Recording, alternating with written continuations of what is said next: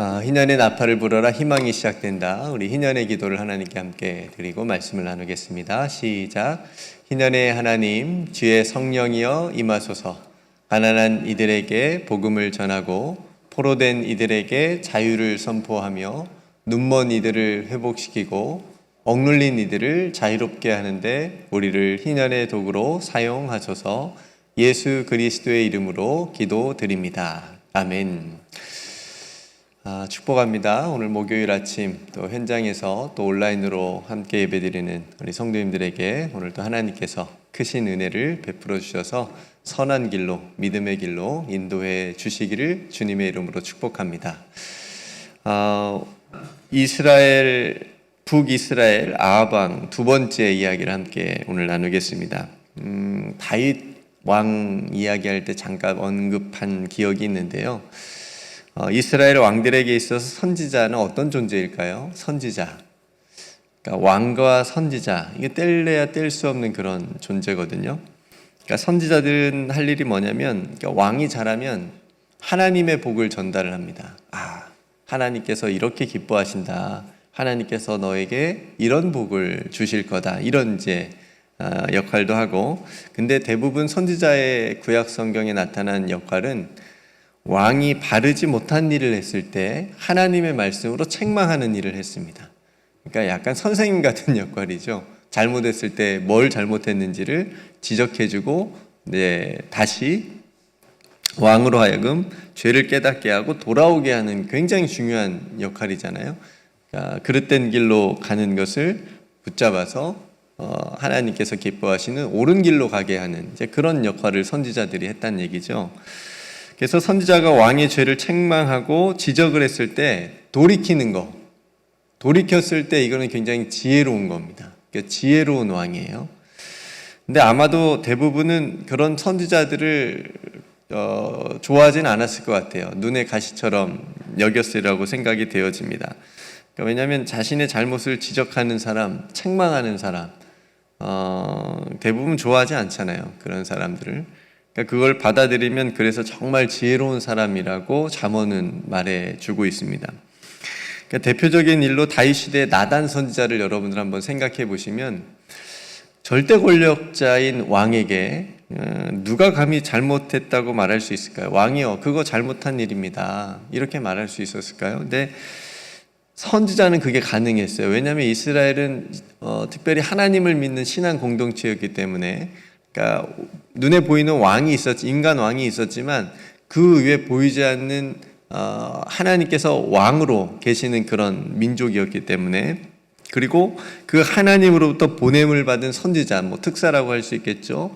영적인 특사인 그 선지자를 통해서 왕의 그 잘못된 것을 지적할 수 있었기 때문에, 그래서 왕도 그런 선지자의 권위를 인정해서 그 선지자가 하는 말을 들었던 겁니다. 다윗이 우리아의 아내 밧세바와 간음을 했을 때 하나님께서 나단 선지자를 보내서 그 다윗의 죄를 책망을 하시잖아요. 지적을 하십니다. 다윗이 다행히 그 나단 선지자의 그 지적을 듣고 책망을 듣고 깨닫게 돼요. 그러니까 이런 일이 있었습니다.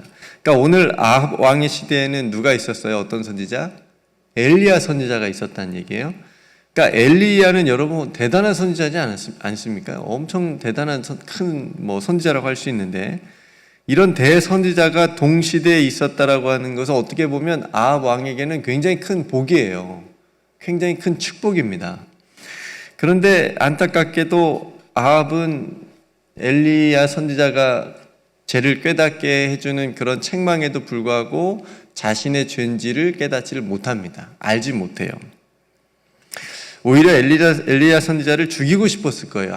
저 선지자만 없었으면 하고 자기 마음대로 더 할 수 있을 텐데, 귀찮은 소리 듣지 않아도 되는데, 이런 생각을 했을지도 모르겠습니다. 그러니까 지금 이스라엘 상황이 굉장히 최악이에요. 아합 왕의 우상 숭배의 그 결과로 지금 3년 6개월이라고 하는 극심한 가뭄이 임했습니다. 하나님이 심판하신 거예요. 그러니까 아합은 이것이 자신의 죄 때문인지도 모르고 인정하지도 않고 지금 깨닫지도 못한 상황에서 엘리야를 지금 만나는 거예요.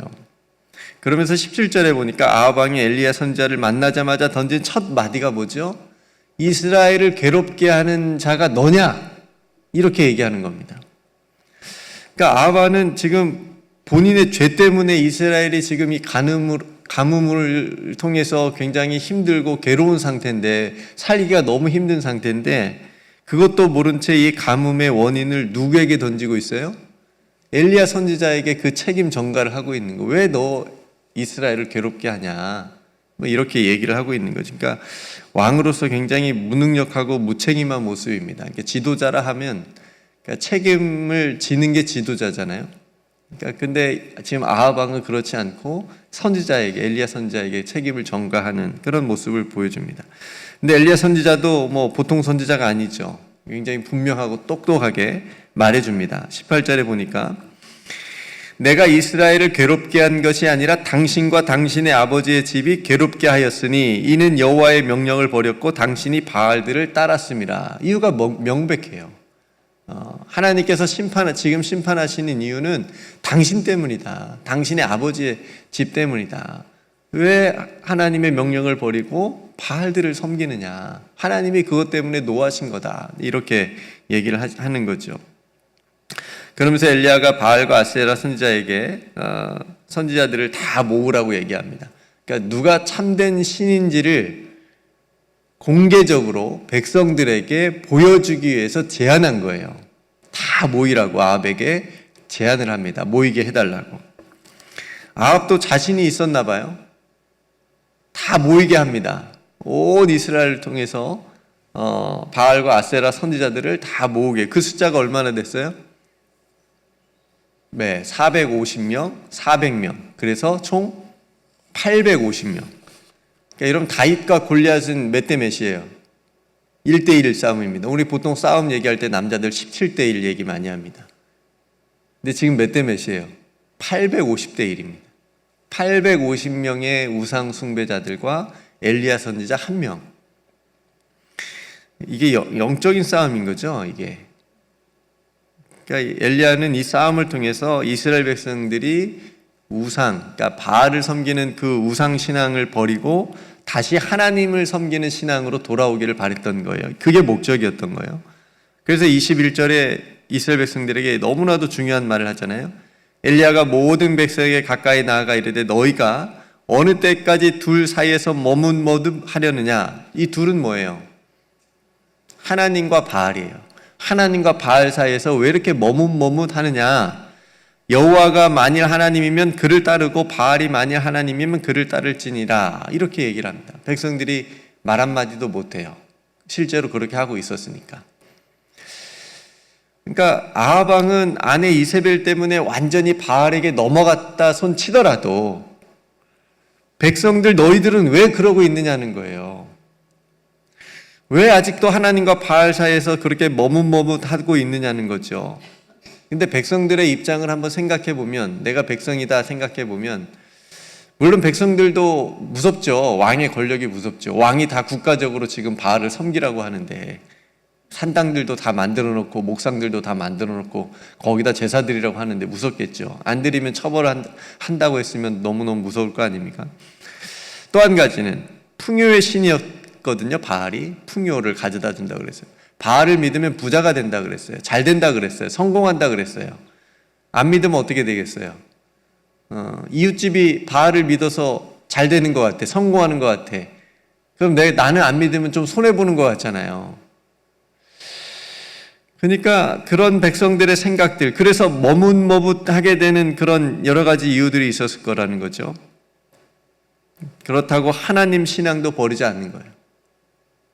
하나님 신앙도 버리지 않고 그 둘 사이에서 분명한 선택을 하지 못하고 머뭇머뭇하면서 아무 말도 하지 못하는 백성들이 답답하죠. 답답하면서도 안타까웠기 때문에 엘리야는 이 850대 1이라고 이 전투를 통해서 하나님이 하나님 되심을 보여주고 싶었던 겁니다. 그러니까 엘리야는 지금 여기에 모든 걸 건 거예요.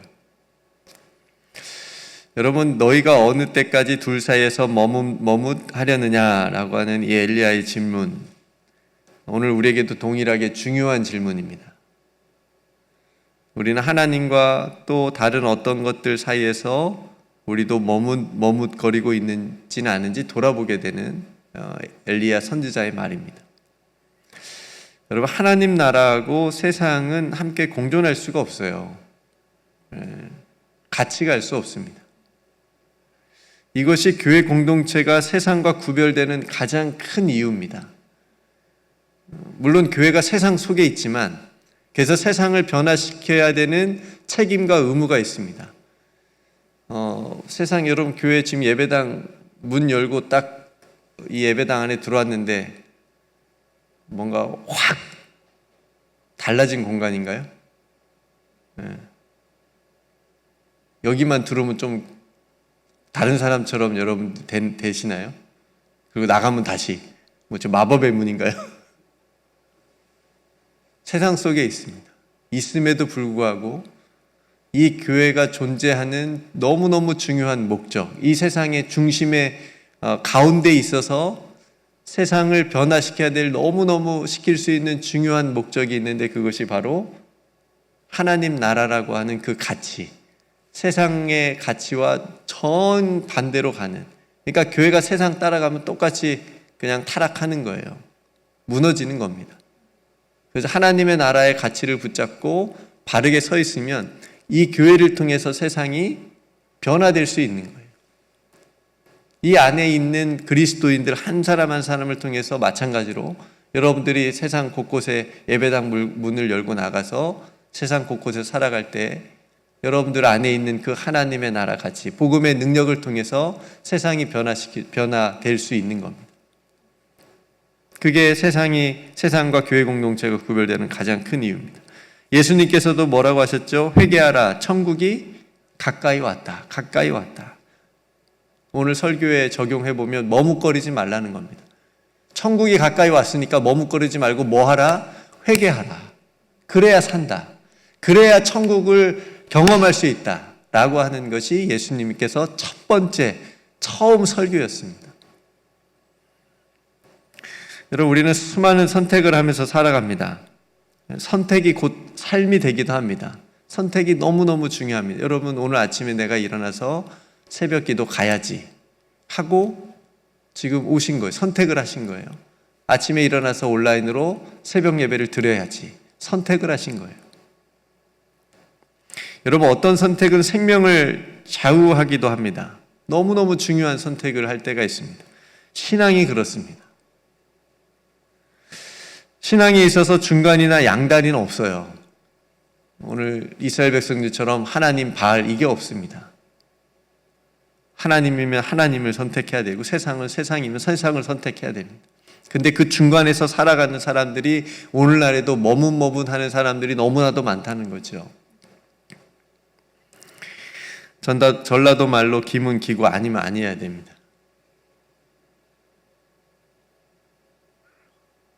이스라엘 백성들처럼 아무 대답도 하지 못하는 그런 모호한 신앙이 아니고 나는 예수 그리스도를 믿습니다.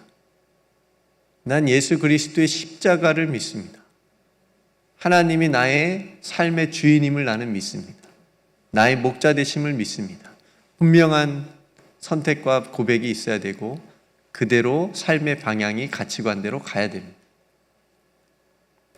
하나님을 믿고 섬기는 데는 이런 분명한 믿음의 선택이 있어야 됩니다. 사도 바울의 말을 빌리면 우리에게 주신 복음은 예수 그리스도의 십자가 복음 외에는 다른 복음이 없기 때문에 그렇습니다.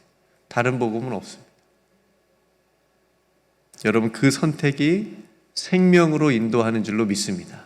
그러니까 여러분들이 지금 가는 그 길이, 여러분들이 하신 이 선택이 생명의 선택입니다. 끝까지 붙들 수 있기를 주님의 이름 축복합니다. 여러분, 우리가 하나님과 세상의 그 어떤 것 사이에서 머뭇머뭇하면서 살아가지 않고 지금처럼 오직 하나님만을 섬기고 하나님만으로 충만한 삶을 살아가실 수 있는 저와 여러분들이 되시기를 주님의 이름으로 축복합니다. 다윗은 여호와 하나님을 자신의 목자로 삼아서 부족함이 없다라고 하는 고백을 했습니다. 고린도서 13장 5절 말씀, 너희는 믿음 안에 있는가 너희 자신을 시험하고 너희 자신을 확증하라. 시험하고 그러니까 시험에서 끝나면 큰일 나요. 실족하고 넘어질 수 있거든요. 근데 시험하고 뭐 하라고요? 확증하라. 믿음을 확증하라. 예수 그리스도께서 너희 안에 계신 줄을 너희가 스스로 알지 못하느냐. 뭘 확증해요? 예수 그리스도께서 우리 안에, 내 안에 계신다라고 하는 것을 확증하라. 그렇지 않으면 너희는 버림받은 자니라. 얼마나 날마다 해야 되겠죠. 여러분, 더 이상 모호하거나 머뭇거리는 신앙생활 하지 맙시다.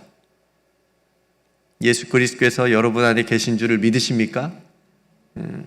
그렇다면 그 믿음을 확증해 주시는 성령으로 인하여서 흔들리지 말고 머뭇거리지 말고 더욱 좁은 길로, 생명의 길로 나아가는 우리 모두가 되기를 주님의 이름으로 축복합니다. 그러면 좀 힘들고 어려워도, 그래서 좀 흔들릴지라도 주님께서 꽉 붙잡아서 인도해 주실 줄로 믿습니다. 오늘도 그런 은혜를 가지고 또 그런 은총 속에서 오늘도 승리하시는 저와 여러분들이 되시기를 주님의 이름으로 축복합니다. 함께 기도하겠습니다. 하나님 아버지, 오늘도 말씀을 통해서 우리가 하나님과 세상 사이에서 모호하거나 선택적 신앙으로 머뭇거리고 있지는 않았는지 뒤돌아봅니다. 이제 더 이상 하나님과 세상 사이에서 머뭇거리지 않게 하옵소서. 오직 주님만이 참된 하나님이심을 고백하게 하시고 우리들의 삶의 유일한 주님이심을, 주님이 되심을 고백하며 그 고백을 가지고 또 믿음으로 살아갈 수 있는 우리 모든 성도들 되게 하여 주옵소서. 우리들의 모든 삶을 그래서 주님께 온전히 드림을 통하여서 주님의 인도하심을 날마다 경험하고 주님으로 인하여 부족함이 없는 그런 삶을 살아갈 수 있도록 축복하여 주옵소서. 오늘도 사랑하는 온 성도들 하나님께서 지켜주시고 또 그 고백과 기도 가운데 하나님 응답하여 주옵소서. 우리 구주 예수 그리스도의 이름으로 간절히 기도드리옵나이다. 아멘.